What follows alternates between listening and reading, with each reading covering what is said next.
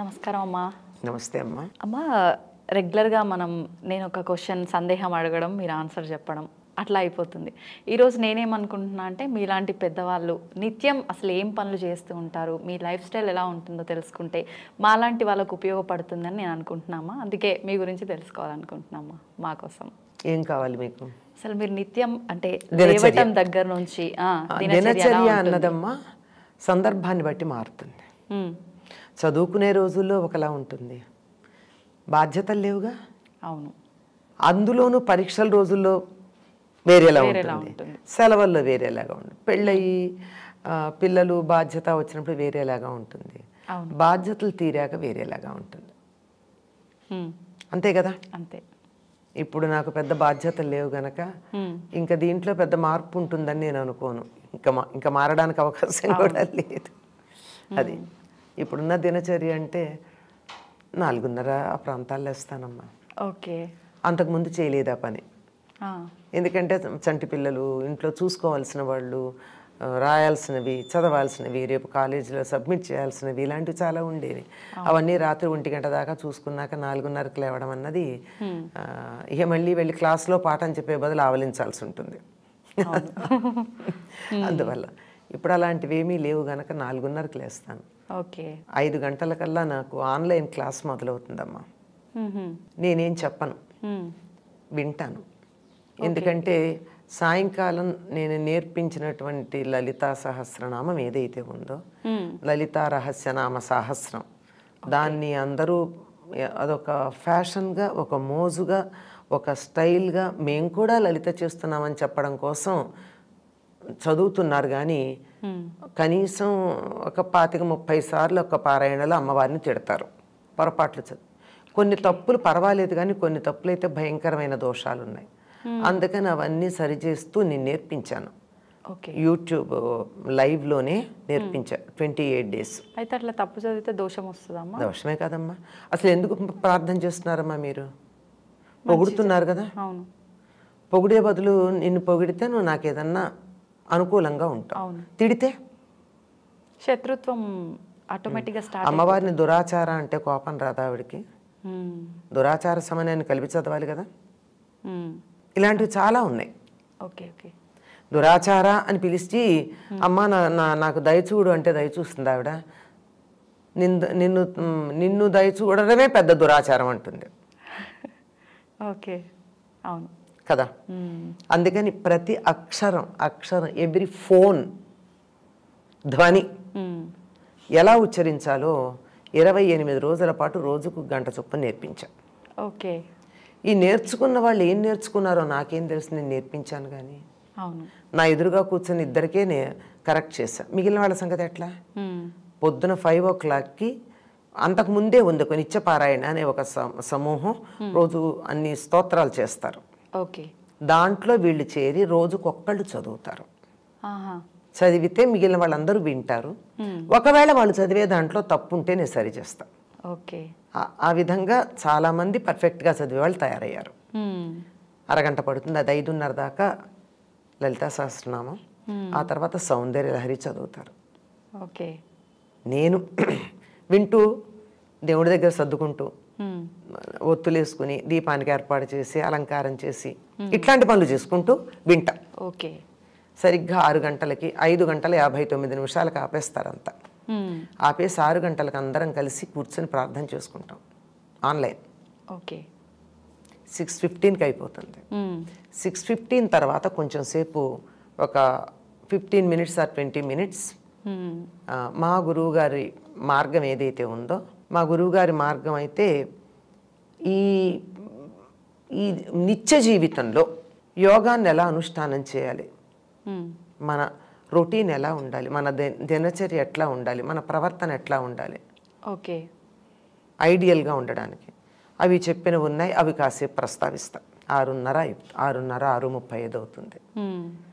ఇంకప్పుడు వాళ్ళు వేరే స్తోత్రాలు కొన్ని విష్ణు సహస్రనామం అని అదని ఇదని చాలా స్తోత్రాలు చదువుతారు అప్ టు 7 o'clock. ఓకే. అది వింటూ టీ పెట్టుకుంటా. 7 కల్లా అది అయిపోతుంది. టీ తాగుతూ ఒక్కసారి హెడ్లైన్స్ చూస్తారు. అంటే ప్రపంచం ఏమైందో తెలియాలి కదా. నేను కూడా ప్రపంచంలో ఒక భాగం. అందుకని 7-5 అయ్యేటప్పటికల్లా ఎస్విబిసి పెట్టుకుంటాం, రామాయణం చాలా శ్రద్ధగా వింటా. ఓకే, అవుతుంది. ఈ 8 తర్వాత నా మిగిలిన పూజ ఇత్యాదుల పనులు చాలా ఉంటాయి. 9-9:30 కల్లా పూజ వంట అన్నీ పూర్తయిపోతాయి. బయటికి ఏదన్నా వెళ్ళాలంటే 9:30కు భోజనం చేసేస్తా, లేదంటే కొంచెం సేపు ఆగి ఈ కాసేపట్లో నా మొక్కలను ఒకసారి పలకరించుకొని దానికి ఏమన్నా సంస్కరించాల్సి ఉంటే సంస్కరించి వాటికి సేవ చేయాల్సింది ఏమన్నా ఉంటే చేసుకుని 10-10:30 లోపల నాకు భోజనం. అంటే కొంచెం వేరియేషన్ ఇక్కడే నాకు. బయటికి వెళ్ళాలా ఇంట్లో ఉంటానా దాన్ని బట్టి 10:30 కల్లా నా పని అయిపోతుంది. 10:30 నుంచి 4 గంటల దాకా ఫ్రీ. అంటే బయట చదువుకోవడం రాయడం, నేను ఆర్టికల్స్ రాసుకుంటాను కదా, అవి రాసుకోవడం కానీ మాట్లాడడం కానీ లేదా వేరే పనులు ఎన్నో చాలా ఉంటాయి కదా, ఇవన్నీ చేసుకుని 4:30 కల్లా మళ్ళీ నేను జూమ్లో కూర్చుంటాను, రామాయణం చెప్తా. 4:30 నుంచి 5:15 కదా, 40 నిమిషాలు ఫ్రీ జూమ్. నేనేం పే చేయలేదు, ఫ్రీ జూమే వాడుకుంటా. ఓకే, 40 నిమిషాలే కదా. 4:30 to 5:10 ఎప్పుడన్నా మళ్ళీ రీజాయిన్ అయ్యి ఇంకో 10 నిమిషాలు అంతే అయిపోయి మళ్ళీ కాస్త టీ తాగి 6 to 6:15 మా ప్రేయర్. ఓకే, అయ్యాక 6:30కి మళ్ళీ కూర్చుని కొంతకాలం సౌందర్యలహరి చెప్పాను, కొంతకాలం లలితా సహస్రనామం నేర్పించాను. ప్రస్తుతం కొంచెం ఇర్రెగ్యులర్గా ఉంది, ఎందుకంటే మా ఇల్లు ఇబ్బంది 4 రోడ్ల కూడల్లో ఉంటుంది, కార్నర్లో. ఈ ఊరేగింపులు అవి మాకు చాలా డిస్టర్బెన్స్, అస్సలు అవ్వట్లేదని ఆపాను. ఇక మళ్ళీ మొదలు పెట్టుకుని ఇంకా అయిపోయింది కదా, మళ్ళీ అవి మొదలు పెట్టేస్తాను 6:30 కల్లా జూమ్లోనే. ఎంతమంది ఉంటారమ్మా? యాక్చువల్గా రామాయణానికి జాయిన్ అయిన వాళ్ళు 80 మంది, కానీ వాళ్ళు కొంతమంది విదేశాలకు వెళ్ళిపోయారు ఆఫ్టర్ కరోనా తర్వాత కొన్ని రకాలు, తర్వాత జాబ్స్లో జాయిన్ అయిన వాళ్ళు ఉన్నారు. వాళ్ళకి మాత్రం నేను ఒక గ్రూప్ క్రియేట్ చేసి నేను ఇక్కడ వీడియోలో చెప్పేది నా ఫోన్లో ఆడియో చేస్తా, రికార్డెడ్ అమ్మా, ఆడియో రికార్డ్, అందరూ వింటారు. వాళ్ళు ఎక్కడున్నా ఆడియో వినొచ్చు కదా. అవును, లేదా తర్వాత అయినా వినొచ్చు. అవును, జూమ్ అయితే మనకి డైరెక్ట్గా వినడమే వీలవుతుంది. ఈ 6:30 దానికి అవేం చేయను, ఇది ఒక్కటే వాళ్ళకి మేము ఒక ఆఫీసులకి ఇబ్బందిగా ఉంది, అప్పుడు కరోనా టైంలో మాకు ఇబ్బంది లేదు కనుక విన్నాము, ఇప్పుడు మాకు ఎట్లా మాకు రామాయణం మీద మమకారం పోలేదు అంటే అది మందరం చెప్తాను. వాసుదాస్ గారిది, అదెవరు పెద్దగా చెప్పింది కాదు. వాల్మీకి రామాయణానికి యథాతథమైనటువంటి అనువాదం, పద్యాల్లో చాలా అందంగా అనువాదం చేసి మనకి ఎక్కడన్నా అనుమానాలు ఉంటాయో వ్యాఖ్యానం కూడా చేశారు ఆయన. మంచేత అది ఈ 6:30 to 7:30 ఒకదాని తర్వాత ఒకటి రకరకాల క్లాసులు తీసుకుంటూ ఉంటా. ఈ మధ్యకాలంలో చాలా బ్రేక్ అయింది, ఎందుకంటే ఈ గొడవలు కొన్ని, తర్వాత నేను ఏదన్నా ఊళ్ళకి వెళ్ళడం, నేను తిరుగుతూనే ఉంటాను, దానివల్ల అలా వెళ్ళినప్పుడు మాత్రం ఇక్కడ బ్రేక్ అవుతూ ఉంటుంది. ఇక 7:30కి అయిపోతుంది. ఇంకా నా పని ఏముందమ్మా, రాసుకోవడమో చదువుకోవడమో, కబుర్లు చెప్పడానికి కూడా ఎవరు లేరు ఇప్పుడు, ఎవరన్నా పిల్లలు వస్తేనే తప్ప ఈ రొటీన్ ఉంటుంది. ఓకే, అయితే ఎక్కువగా ఏ గ్రూప్ వాళ్ళు ఉంటారమ్మా ఇప్పుడు మీరు చెప్పే రామాయణం క్లాస్లో? ఈ జూమ్ మీటింగ్ రామాయణానికి మాత్రం మొదట అన్ని ఏజ్ గ్రూపులు ఉండేవాళ్ళమ్మా, ఇప్పుడు తక్కువ మంది ఉంటున్నారు వేరే. అయితే నేను 4:30కి మొదలు పెడితే చిన్నపిల్లలు కొంతమంది 4:45కి చేరుతారు. అంటే స్కూల్ అయిపోయి ఇంటికి వచ్చి పిల్లలు వాళ్ళు మధ్యలో చేరతారు. చేరి నేను నమస్కారం పెట్టి నేను చెయ్యిట్లా అనే దాకా నమస్కారం పెట్టేలాగే కూర్చుంటారు ఇద్దరు. ఓకే, పెద్దవాళ్ళు ఉన్నారు చాలామంది. ఈ నేను వాట్సాప్ గ్రూప్లో పంపించే వాళ్ళందరూ 30 to 50 ఏజ్ మధ్య వాళ్ళు. ఓకే, వాళ్ళు జాబ్స్లో ఉన్నారు, మాకు వర్క్ ఫ్రమ్ హోమ్ కుదరట్లేదు, తర్వాత అవ్వట్లేదు, వర్క్ ఫ్రమ్ హోమ్ లేదు, విదేశాలకు వెళ్ళిపోయిన వాళ్ళు ఉన్నారు, రెగ్యులర్గా ఆఫీస్కి వెళ్ళాల్సిన వాళ్ళు ఉన్నారు. మరి వాళ్ళ కోసం మాత్రమే ఇది నేను ఆడియో పెడతాను. ఓకే, ఆ తర్వాత అయినా వింటారు వాళ్ళు, రాత్రికి వింటారు. రాత్రి ఎప్పుడో విన్నామని చెప్పడమో లేకపోతే నమస్కారం పెట్టడం లాంటివో చేస్తారు కనుక అది ఇట్స్ రన్నింగ్ అని తెలుస్తుంది. ఇది ఈ మధ్యాహ్నమే ఈ 11-4 మధ్యనే ఏదో రాసుకోవడం చదువుకోవడం ఇలాంటి, ఎప్పుడన్నా ఇదిగో మీలాంటి వాళ్ళు పిలిస్తే వచ్చి ఇట్లా కాసేపు మాట్లాడడం ఇవన్నీ జరుగుతాయి. కానీ 4:30 to 7:30 నేను ఎవరికి టైం ఇవ్వనమ్మా. అలాగే పొద్దున ఇవ్వను, పొద్దున 5 to 8 99% ఫోన్ తీయను, సైలెంట్లో పెట్టి పక్కన ఉంటుంది. 7 వరకు అయితే అస్సలు తీయను, 7 to 8 అయితే సైలెంట్లో పెట్టి పక్కన ఉంటుంది. కొన్ని ఎమర్జెన్సీ కాల్స్ వచ్చే పాసిబిలిటీ ఉన్నాయే అవి మాత్రమే కనపడితే ఆన్ చేస్తా, లేకపోతే చేయను. ఆఫ్టర్ 8 నేను ఎవరితోన్నా మాట్లాడితే. ఓకే, మీతో రెగ్యులర్గా అంటే టచ్లో ఉన్న వాళ్ళకైతే ఈ టైమింగ్స్ చాలా మందికి తెలుసు.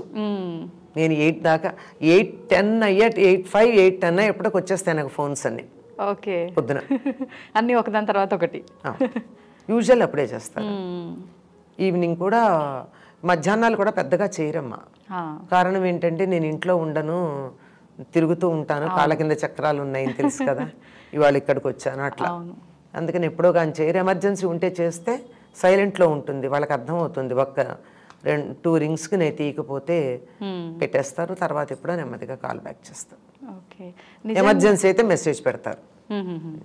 ఓకే, అయితే చిన్నపిల్లలు కూడా ఉన్నారని అంటే అసలు నిజంగా గ్రేట్ అమ్మా. ఇప్పుడు ఇవాళ రేపు ఎవరు వినడానికి ఇంట్రెస్ట్ చూపిస్తున్నారమ్మా? చాలా తక్కువ. 2 పిల్లలమ్మా, వాళ్ళ అమ్మతో పాటు వచ్చి కూర్చుంటారు, వాళ్ళ అమ్మ కూర్చుంటుంది. వాళ్ళ అమ్మ కూడా ఈ మధ్యలో 4:30కి జాయిన్ అవటల్లా, పిల్లలతో పాటు పిల్లలు వచ్చాక వాళ్ళకి ఏదో మంచి ఇది ఇస్తూ ఉంటుంది. ఏదో కాస్త వాళ్ళు ఒక్కోసారి ఫుల్ డ్రెస్ కాకుండా కూడా వచ్చి కూర్చుంటారు ఆ పిల్లలు. వచ్చి నేను ఇలా అనే దాకా వెయిట్ చేస్తాను, దండం పెడుతూ కూర్చుని. చాలా తక్కువ మంది కదమ్మా, చాలా తక్కువ మంది, 2 పిల్లలు.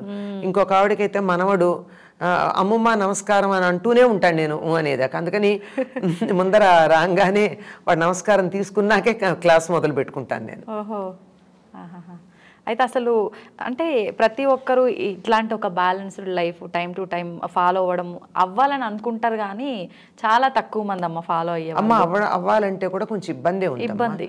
ఇప్పుడు ఎందుకంటే నేను ఇంత స్ట్రిక్ట్, ఈ రొటీన్ నాకు ఇంతకు ముందు లేదు కదా. అవును, ఎప్పటి నుంచి అమ్మ, ఎప్పటి నుంచి మీకు ఈ రొటీన్ అనేది స్టార్ట్ అయ్యింది? ఇది నాకు ఈ రొటీన్ స్టార్ట్ అయ్యి 4 ఏళ్ళు అయిందంటే. నేను స్టార్ట్ అయ్యింది లోపల కరోనా వచ్చింది. అప్పటి వరకు నాకేంటంటే my routine is dependent on others. Okay, మా పిల్లల డెలివరీస్ అనుకోండి, నేను 4:30 క్లాస్లో కూర్చుంటానంటే అప్పటికి ఇంత జూమును గూగుల్ లేవు, ఓకే, ఇంత పాపులర్గా లేవు కదమ్మా అప్పుడు. అవును, లేవు. అందువల్ల మావంతా డైరెక్ట్ క్లాస్లే. 6:30కి మాత్రం తప్పనిసరిగా నేను ఏదో ఒక దేవాలయంలో ప్రవచనం చెప్తూ ఉండేదాన్ని 99%. ఓకే, ఇక మిగిలిన టైం అయితే ఇవి డెలివరీస్ అయినప్పుడు కానీ, బాలింతలను అటెండ్ అయ్యేటప్పుడు కానీ, ఇంట్లో వాళ్ళకు ఒంట్లో బాగుండనప్పుడు కానీ నేను ఈ రొటీన్ ఫాలో అవుతానని వాళ్ళని ఇబ్బంది పెట్టలేను కదమ్మా. అవును, మామూలుగా 10ంటికి ఉండే కాలేజ్ ఎగ్జామినేషన్స్ టైంలో 8:30కి మేము అక్కడ రిపోర్ట్, 8కే ఉండాలి నేను ఇన్ఛార్జిగా ఉన్నప్పుడు. 8 కల్లా కాలేజీలో ఉండాలంటే నేను స్ట్రిక్ట్గా ఇదే చూస్తాను, ఇదే చేస్తానంటే కుదరదు కదా. అవును, this is all flexible. Okay, పైగా ఈ వర్కింగ్, ఇంట్లో పిల్లలు, వాళ్ళని అటెండ్ అవ్వాలి, పేషెంట్స్ని అటెండ్ అవ్వాలి అని అన్నప్పుడు ఈ టైంకి చేస్తాను ఉండదు గనక అందరి పనులు అయ్యాక రాత్రి 9:30, 10కి నేను రాసుకోవడం మొదలు పెడితే నేను మ్యాగజైన్స్కి కాలమ్స్, కొన్ని మ్యాగజైన్స్లో నా ఉన్నాయి నావి కాలమ్స్. ఓకే, వాటికి వారం కొన్ని నెలలు, కొన్ని వారాలకి పంపించాల్సి ఉన్నాయి. వాళ్ళు నా కోసం ఎదురు చూడడం అన్నది ఇట్స్ నాట్ మై డిసిప్లిన్. అందుకని 9 గంటలకో 10ంటికో రాయడం మొదలు పెడితే అందరూ పడుకున్నాక 1 గంట, 2, 3 కూడా అవుతుంది. అట్లాంటప్పుడు 4:30కి లేవడం అన్నది జరిగే పని కదా. ఐడియల్ 4:30కి లేవడం. ఆ రోజుల్లో అది నాకు ఆదర్శంగా ఉండేది. ఎప్పటికన్నా నేను 4:30కి లేవగలుగుతానా అని. కానీ 2ంటికి, 1 గంటకి, 12ంటికి పడుకుని 4:30కి లేవడం అన్నది అవదు. అంచేత నాకు నేనే పర్లేదులే అనుకునేదాన్ని. శభాష్ కదా, పర్లేదులే అని నన్ను నేను సముదాయించుకుని 6 గంటలకి ప్రేయర్కి మాత్రం ఎట్టి పరిస్థితుల్లో అందుకుంటా. అది పొద్దున సాయంత్రం అది తప్పదు గనక ఆ టైంకి మాత్రం అది మనసులో ఉందేమో, మిగిలినవన్నీ దానికి సెట్ అయిపోయినాయి. ఓకే, అంటే మనకు సంకల్పం ఉంటే మిగిలినవి దానంతట ఆటోమేటిక్గా సెట్ అవుతాయి. అది ఒక గమనించండి. ఇది నాకు ప్రధానమని మీరు ఒక విషయం అనుకుంటే మిగిలిన రొటీన్ అంతా దానికి సెట్ అవుతుంది. మనం అనుకోం అంతే, మనకు ఉండాలి ముందా తపన, గట్టి సంకల్పం ఉండాలి. ఆ ఒక్కటి మాత్రమే ఫాలో అయ్యేదాన్ని, మిగిలినవన్నీ ఫ్లెక్సిబుల్. ఓకే, ఎందుకంటే I can't neglect my family members, my duty which is giving me daily bread. I can't neglect. I must do my justice. Super అమ్మా, మీరు నిజంగా అన్ని భలే బాగా బ్యాలెన్స్ చేసుకుంటూ వచ్చిండ్రు. ఏం ఫైనల్ గా మీకు అనిపించింది మీరు ఫాలో అవుతున్నారు. ఇప్పుడు ఎప్పుడు వీలుంటే అప్పుడు ఫాలో అయ్యేదాన్ని, ఇంత రెగ్యులర్గా కాదు. ఇది లేవాలని ఐడియాలు ఉంది. కొంతకాలం అమ్మాయి డెలివరీ వెళ్ళిపోయింది, ఇప్పుడు నాకు నైట్స్ పసిపిల్లాన్ని చూడాల్సిన అవసరం లేదు, అప్పుడు ఫాలో అవుతా. అవును, మళ్ళీ ఈ లోపల ఇంకెవరికో ఏవో ఉంటాయి కదా, ఇవి వచ్చినప్పుడు లేదు. ఇప్పుడు ఇంకా నన్ను వదిలేశారు అందరూ. ఎందుకంటే ఇంతకాలం నిన్ను బాగానే బాధ పెట్టాం మేము, మా టైం నువ్వు చక్కని రొటీన్లో ఉన్నావు గనక we don't want to disturb your routine. Okay, if anything is there, we don't mind helping you, cooperating with you, but we don't want to disturb. నిజంగా మంచి సపోర్ట్ అమ్మా. ఆ సపోర్ట్ ఉంది నాకు. ఏం చెప్తారమ్మా అసలు, అంటే మాలాంటి వాళ్ళకు మీరు? అమ్మా, ఇందాక ఒక మాట అన్నాను కదా, మీరు ఒకటి ప్రయారిటీ అనుకున్నప్పుడు దాని మీద ఫిక్స్ అయితే మిగిలిన రొటీన్ దాంతో సెట్ అవుతుందమ్మా. ఓకే, అంచేత మీకు ఏది ప్రయారిటీ అన్నది ఒకటి పెట్టుకోండి. నాకు ఉదయం సాయంత్రం 6 గంటలకి ప్రేయర్ ప్రయారిటీ అనుకున్నా అది 99% నాకు సాగింది. లిటిల్ వేరియేషన్ అంతే చెప్పండి. అందువల్ల మిగిలినవన్నీ కూడా నాకు ఫ్యామిలీకి ప్రయారిటీ ఇచ్చుకున్నా, జాబ్కి సెకండ్ ప్రయారిటీ ఇచ్చాను. బట్ సెకండ్ ప్రయారిటీ ఇచ్చానని చెప్పి నేను ఏనాడు ఒక్క చిన్న తక్కువ చేయలే, ఎక్కువే చేశాను. ఓకే, యాజ్ ఎ లెక్చరర్ పాఠాలు చెప్పడంతో పాటుగా in charge of NSS, in charge of cultural activities, in charge of examinations, కొన్ని అయితే కొన్ని సంవత్సరాలు 3 కలిసి, కొన్ని సంవత్సరాలు 2 డేస్ చొప్పున ఇవన్నీ చేశాం. అవి కూడా ఎక్కడా తక్కువేం లేదు. పిల్లలు always they management and students are all happy with it and with 100% results చేశాం. అక్కడ ఏమీ తక్కువ చేయలేదు. నా ఫ్యామిలీలో కూడా ఎవరు నేను తక్కువ చేశానని ఎవరైనా కావాలని అనుకుంటే అనుకోవాలి, కానీ ఫ్యామిలీ మెంబర్స్ ఎవరు తక్కువ చేసినట్టు అనుకోలే, including my mother in law అనుకోలేదు. నిజంగా అంటే అట్లా బ్యాలెన్స్ చేసుకోవడం కూడా కష్టపడాల్సి వచ్చింది. దానివల్ల ఏంటంటే నేను మిగిలిన పనులు కొన్ని చేసుకోవాలి. నేను జీవితంలో చేయాలనుకున్న పనులు కొన్ని అప్పుడు చేయలేకపోయాను. ఇప్పుడు నేను చేసుకుంటున్నాను అంతే. అంటే మీరన్నట్టు అప్పుడు చేయలేకపోయినా దాన్ని వదిలేయకుండా నేను చేయగలను అనే ఒక సంకల్పం పెట్టుకుంది. అప్పుడు కూడా పూర్తిగా మానేయలేదమ్మా. అప్పుడు పూర్తిగా రాయలేకపోయినా ఏదో కొంచెం అప్పుడే చాలా పుస్తకాలు రాశాను. ఒక 10-15 పుస్తకాలు అప్పుడే వచ్చాయి. అంత ఒత్తిడిలోనే I did not stop writing and I did not stop speaking. అప్పటికింత ఎలక్ట్రానిక్ మీడియా లేదు, ఓన్లీ ప్రింట్ మీడియా. వాటిల్లో నేను చేయవలసినంత ఏమాత్రం తక్కువ లేకుండానే చేశాను.